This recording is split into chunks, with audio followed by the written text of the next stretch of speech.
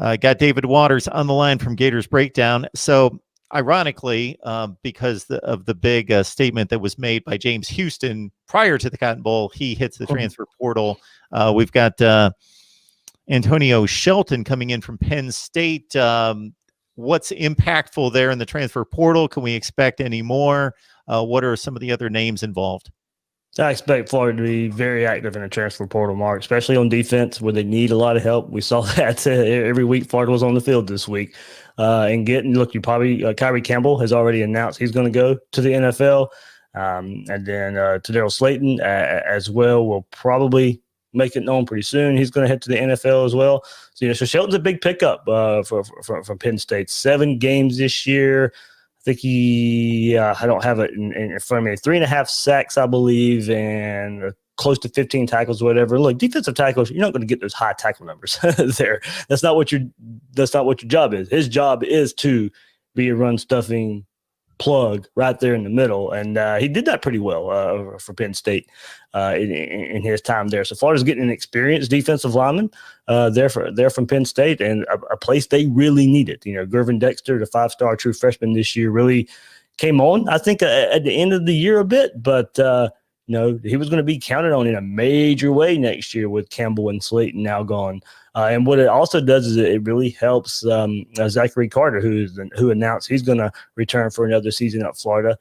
Good thing there is, Florida at the beginning of the year had to slide him inside a little bit, probably more than they wanted to when Kyrie Campbell wasn't on the field. Kyrie Campbell comes back, they slide Carter out a bit, and he made his best impact where we knew he would make his best impact there.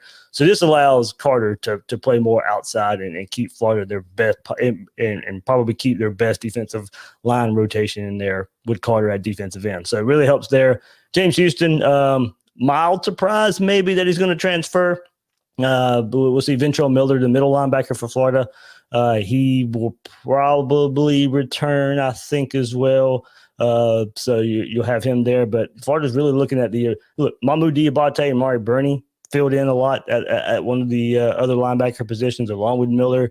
Then I know a lot of Gator fans are really hoping Derek Wingo, Tyron Hopper are two young players who will get a lot more playing time next year.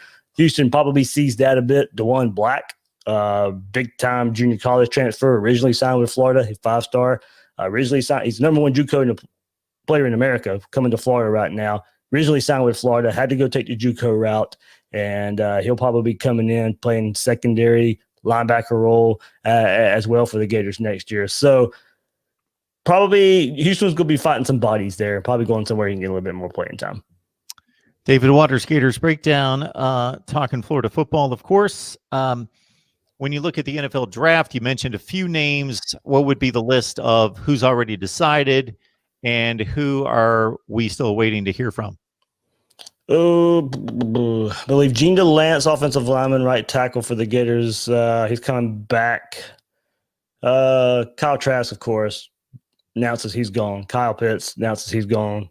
Kadarius Toney is leaving. Trevon Grimes is leaving. So they're put it this way: if they weren't playing in the bowl game, as far as offense goes, they're probably going to the NFL. That's how that works, except for Kyle Trask, of course. So you'll be losing Trask, Pitts, Toney, Copeland, not Copeland, Grimes there. So your main core of receivers and your quarterback will be hitting and going to the NFL.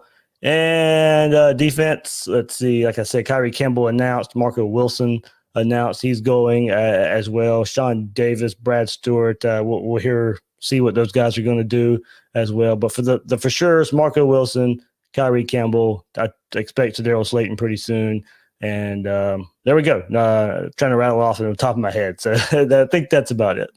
Yeah, a lot of guys there. So before you run, David, yep. Percentages on Mullen staying or going to the NFL? You pretty much made the statement when we finished that portion of the conversation that you expect Mullen to be the coach in 2021. But earlier in the week, I probably would have put it 50-50, 60-40 staying. Right now, I'll probably go 70-30. He'll be at Florida.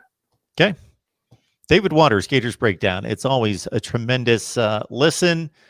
I am running around here all the time and don't listen to a whole lot other than what comes out of my mouth and my guess, but I check in on Gators Breakdown as much as I possibly can and leave that on to learn about Florida football. David, we appreciate it. Mark, thanks.